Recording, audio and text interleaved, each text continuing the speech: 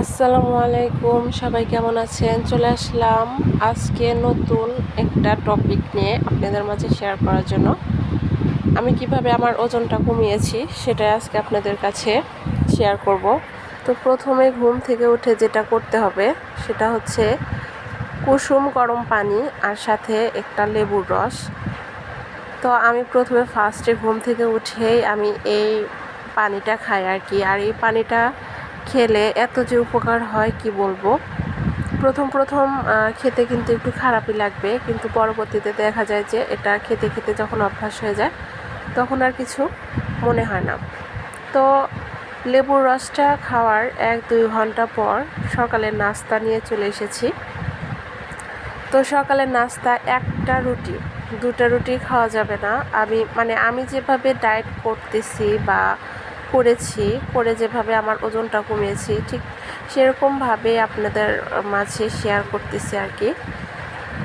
তো সকালে গরম পানি খাওয়ার পর এখন হচ্ছে একটা রুটি খাবো। সকালে কিন্তু ভাত খাওয়া যাবে না, মানে আমি খাইনি আর কি, যেহেতু সকালে হালকা নাস্তা করলেই হয়ে যায়, সেহেতু আমি সকালে একটা করে রুটি খাই। তো এখানে রুটির সাথে একটা ডিম ভাজি করে নিয়েছি, আর অন্যান্য সবজি থাকলেও খাওয়া যাবে, কোনো সমস্যা নাই। আসলে সবজি খেলে কখনো স্বাস্থ্য বাড়ে না। সবজি খাওয়া শরীরের জন্য আসলে অনেক ভালো, ডায়েটেও কিন্তু অনেক সবজি খাওয়া যায়। তো আমি আজকে শুধু ডিম ভাজি দিয়েই একটা রুটি খাবো। আর ডায়েট জিনিসটা এত কষ্ট কি বলবো। তো আমার দিক দিয়ে আমি বলবো যে আমি 95 কেজি ছিলাম। তো 95 কেজি থেকে আমি 70 কেজিতে আসছি। তাহলে ভেবে দেখেন তো আমি কত কেজি ওজন কমেছি, তাও মাত্র কিন্তু 5 মাসে। তো সকালে নাস্তা খাওয়ার পর যখন একটু একটু ক্ষুধা লাগবে তখন আপনারা শসা খেতে পারেন। আমিও এখানে 11টা, সাড়ে 11টার দিকে একটা শসা কেটে খাই আর কি। শসাও কিন্তু আমাদের পেটের চর্বি কমাতে অনেক অনেক বেশি সাহায্য করে। আর এখন দুপুরের ভাত নিয়ে বসেছি। আর আমার ভাতের যে পরিমাণ সেটা দেখলে বুঝতে পারবেন যে এখানে কত অল্প ভাত নিয়েছি। আসলে ভাত শাক ভাতে দিয়েছিলাম, তো সেজন্যই আর কি ভাতের কালারটা এরকম আসছে।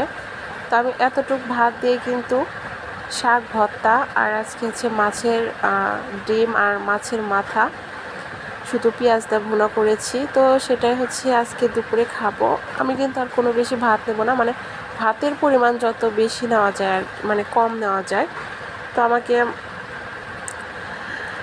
এখন শাক দিয়ে খাওয়ার পর এখন এই তো মাছ দিয়ে খেয়ে নেব। আসলে ভাতের পরিমাণ কিন্তু একবার শুধু দুপুরে ভাত খাবো, আমি কিন্তু সকালে রাতে কখনোই ভাত খাওয়া যাবে না। আর একজন মানুষ খেতে গেলে সচরাচর আমরা যখন বড় মানুষ তারা কিন্তু দেখা যায় যে এক পর কম চালের ভাত কিন্তু আমরা খেতে পারি। তো সেই হিসেবে দেখা যায় যে এখানে অল্প পরিমাণ ভাত। তো কষ্ট করতেই হবে, কষ্ট না করলে তো আসলে হবে না।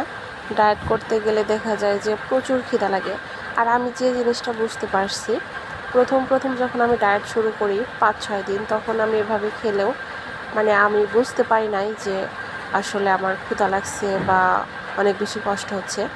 কিন্তু এই জিনিসটা যখন দিন দিন বেড়েই চললো, তখন কিন্তু দেখা যায় যে অনেক বেশি কষ্ট লাগতো, ক্ষুধা লাগতো কিন্তু খেতে পারতাম না, খাওয়া যাবে না। তো আসলে একটা জিদ, মনের দিক দিয়েও আমাদেরকে শক্ত হতে হবে, আর পেটকেও কিন্তু কন্ট্রোল রাখতে হবে। আসলে দুটো না করলে কিন্তু কখনোই হবে না।